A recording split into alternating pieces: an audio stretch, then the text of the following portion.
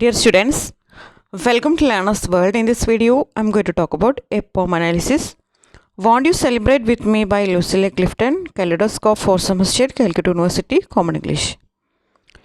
Lucilla Clifton was an African American poet whose work focuses on African American experience and family life. Lucille Clifton ഒരു African American പോയറ്റാണ്. അവരുടെ work focus ചെയ്യുന്നത് African American experience, family life തുടങ്ങിയിട്ടുള്ളതൊക്കെയാണ്. Won't you celebrate with me, നിങ്ങൾ എൻ്റെ കൂടെ ആഘോഷിക്കില്ലേ? Poem appears in Clifton's 1993 collection book of light. അപ്പോൾ ഈ ഒരു പോം പബ്ലിഷ് ചെയ്തിരിക്കുന്നത്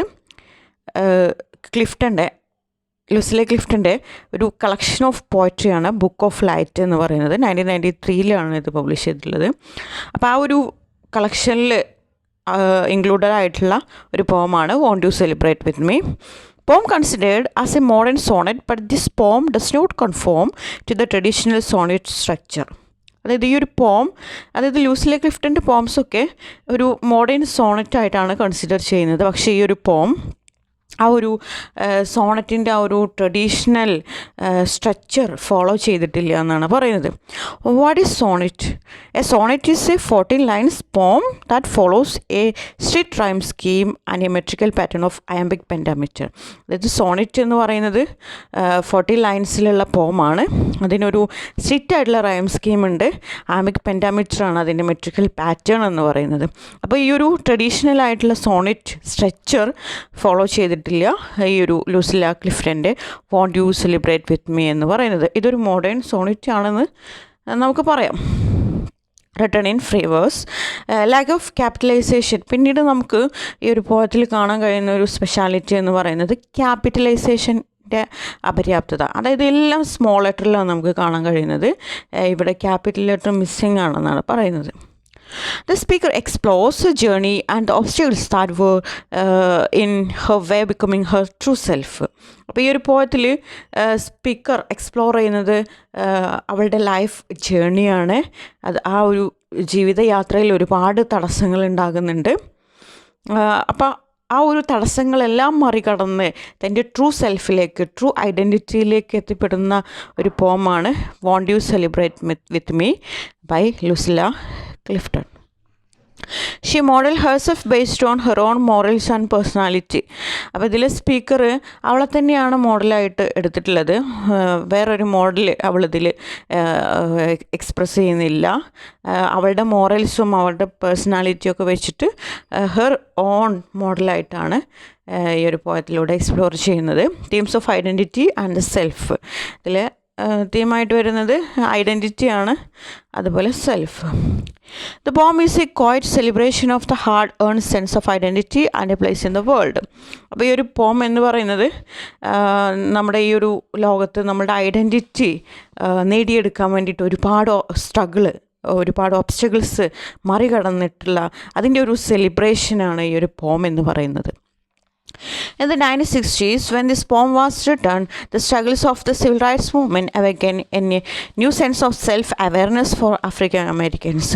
അപ്പോൾ ഈ ഒരു പോം റിട്ടേൺ ചെയ്തിരിക്കുന്ന ഒരു കാലഘട്ടം 1960s ആണ്. അപ്പോൾ ആ കാലഘട്ടത്തിലാണ് സിവിൽ റൈറ്റ്സ് മൂവ്മെൻ്റൊക്കെ നടക്കുന്നത്.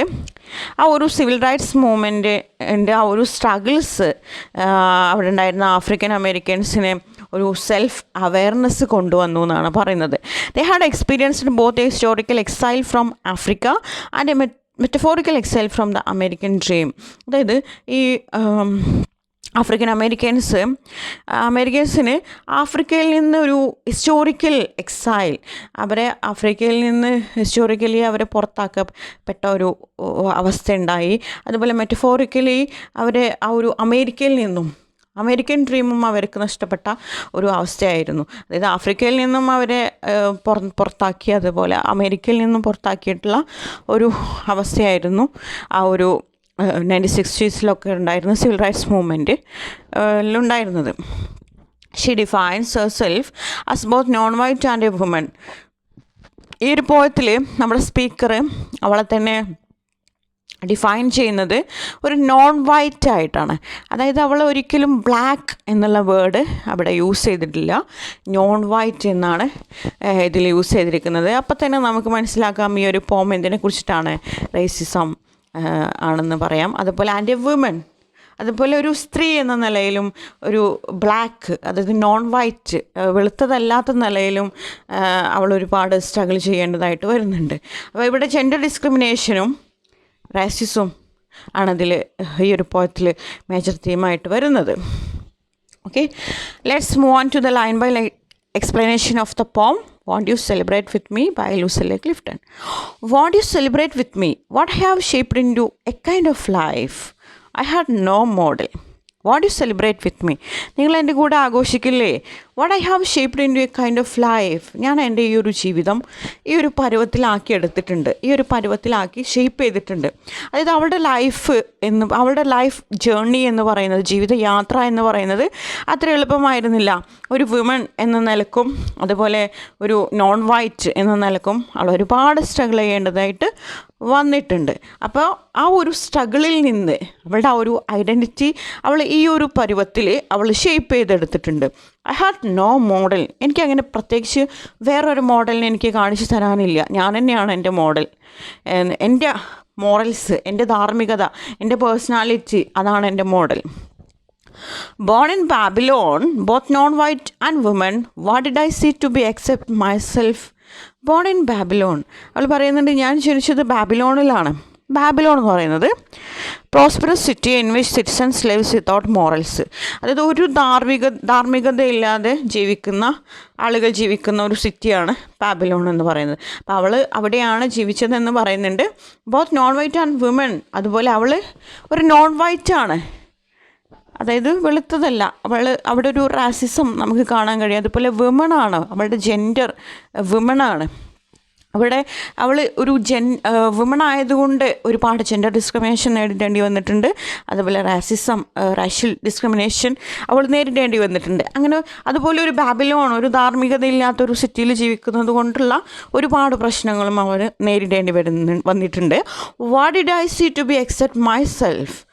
അങ്ങനെയൊക്കെയുള്ളൊരു കണ്ടീഷനിൽ, അങ്ങനെയൊക്കെയുള്ളൊരു അവസ്ഥയിൽ ഞാൻ എന്നിൽ നിന്ന് എന്താണ് ഞാൻ ഇനി ചെയ്യേണ്ടത്, അല്ലെങ്കിൽ ഇങ്ങനെയുള്ളൊരു അവസ്ഥയിൽ ഇനി എനിക്ക് എന്താണ് ചെയ്യാനുള്ളത്. I made it up here on this bridge between star Shine and clay. അങ്ങനെ ഐ മേഡ് ഇറ്റ് അപ്പ്, അങ്ങനെ ഞാൻ എൻ്റെ ഒരു ഐഡൻറ്റിറ്റി ബിൽഡപ്പ് ചെയ്ത് എടുക്കുകയാണ്.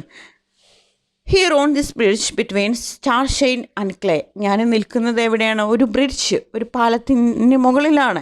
അതെങ്ങനെയാണ്? ഒരു സ്റ്റാർ ഷൈനിൻ്റെയും ക്ലേയുടെയും ഇടയിലൂടെ ഉള്ള ഒരു ബ്രിഡ്ജാണെന്നാണ് പറയുന്നത്. സ്റ്റാർ ഷൈൻ എന്ന് പറയുന്നത് അതായത് ഒരു ഓപ്പർച്യൂണിറ്റീസൊക്കെ ഉള്ള ഒരു ബെറ്റർ ഫ്യൂച്ചറാണ് സ്റ്റാർ ഷൈൻ എന്നുകൊണ്ട് റെപ്രസെൻ്റ് ചെയ്യുന്നത്.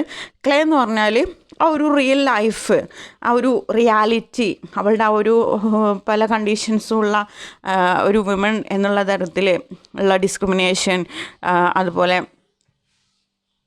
റേഷ്യൽ ഡിസ്ക്രിമിനേഷൻ, ഇതൊക്കെ ഫേസ് ചെയ്തുകൊണ്ടിരിക്കുന്ന ഒരുപാട് ഓബ്സ്റ്റക്കിൾസ് ഉള്ള ഒരു ലൈഫാണ് ക്ലേ എന്നുള്ളത് കൊണ്ട് ഉദ്ദേശിക്കുന്നത്. അപ്പോൾ ഈ ഒരു ക്ലേൻ്റെ അടുക്കും സ്റ്റാർ ഷൈൻ്റെ അടുക്കും, star Shine means better future, opportunities ഉള്ള ഒരു ബെറ്റർ ലൈഫ്, ഇതിൻ്റെ ഇടയ്ക്ക് ആ ഒരു ബ്രിഡ്ജിൽ ഞാൻ നിൽക്കുകയാണ്. My one hand holding tight my other hand. എന്നിട്ട് ഞാൻ എന്ത് ചെയ്യുകയാണ്? എൻ്റെ ഒരു കൈ മറ്റൊരു കയ്യിൽ മുറുകെ പിടിച്ചുകൊണ്ട് ഞാൻ നല്ല കോൺഫിഡൻസോടെയാണ് നിൽക്കുന്നത്. എൻ്റെ ഈ ട്രൂ സെൽഫ്, ട്രൂ ഐഡൻറ്റിറ്റി, അതായത് ജനങ്ങൾക്ക് മുമ്പിൽ, അതായത് ഈ ലോകത്തിന് മുമ്പിൽ ഞാൻ റിവീൽ ചെയ്യുകയാണ്. അതുകൊണ്ട് ഞാൻ എൻ്റെ ഒരു കൈ മറ്റു കയ്യിൽ ടൈറ്റായിട്ട് ഹോൾഡ് ചെയ്തുകൊണ്ടിരിക്കുകയാണ്. Come celebrate with me that every day something has try to kill me and has failed. നിങ്ങളെൻ്റെ കൂടെ സെലിബ്രേറ്റ് ചെയ്യാൻ വരില്ലേ എന്ന് ചോദിക്കുകയാണ്. That every day something has try to kill me and has failed. ഓരോ ദിവസവും സംതിങ്, ചില കാര്യങ്ങൾ എന്നെ കില്ല് ചെയ്യാൻ ശ്രമിക്കുന്നുണ്ട്. കില്ല് ചെയ്യാൻ മീൻസ് അതായത് ഞാൻ വളരെ കോൺഫിഡൻറ്റോട് കൂടെ മുന്നോട്ട് പോവുകയാണ്. എൻ്റെ ജീവിതത്തിൽ ഒരുപാട് ഒബ്സ്റ്റക്കിൾസ് എൻ്റെ മുന്നിലുണ്ട്. എൻ്റെ ജെൻഡർ മൂലമുള്ള ഡിസ്ക്രിമിനേഷൻ ഉണ്ട്, റേഷ്യൽ ഡിസ്ക്രിമിനേഷൻ ഉണ്ട്. ഞാൻ ഇങ്ങനെയുള്ളൊരു ബാബിലോൺ എന്ന് പറഞ്ഞിട്ടുള്ള സ്ഥലത്ത് ബോൺ ചെയ്തതുകൊണ്ടുള്ള പ്രോബ്ലംസ് ഉണ്ട്. പക്ഷേ ഞാൻ എൻ്റെ കൈകൾ ടൈറ്റായിട്ട് പിടിച്ചുകൊണ്ടിരിക്കുകയാണ്. കോൺഫിഡൻസ് ആയിട്ട് എൻ്റെ ഈ ഒബ്സ്റ്റക്കിൾസൊക്കെ മറികടന്ന് ഞാൻ ജീവിതത്തിൽ മുന്നോട്ട് പോയിക്കൊണ്ടിരിക്കുകയാണ്. അപ്പോഴും എന്നെ താഴ്ത്താൻ വേണ്ടിയിട്ട്, അതായത് എന്നെ തളർത്താൻ വേണ്ടിയിട്ട് ഒരുപാട് കാര്യങ്ങൾ എൻ്റെ മുന്നിലോട്ട് വരുന്നുണ്ട്. And has fail. പക്ഷേ അതൊക്കെ തോറ്റു പോവുകയാണ്. എൻ്റെ ഈ ഒരു ഡിറ്റർമിനേഷന് മുമ്പിൽ, എൻ്റെ ഈ ഒരു കോൺഫിഡൻസിന് മുന്നിൽ എല്ലാം തോറ്റു പോവുകയാണെന്നാണ് പറയുന്നത്. Okay, thank you.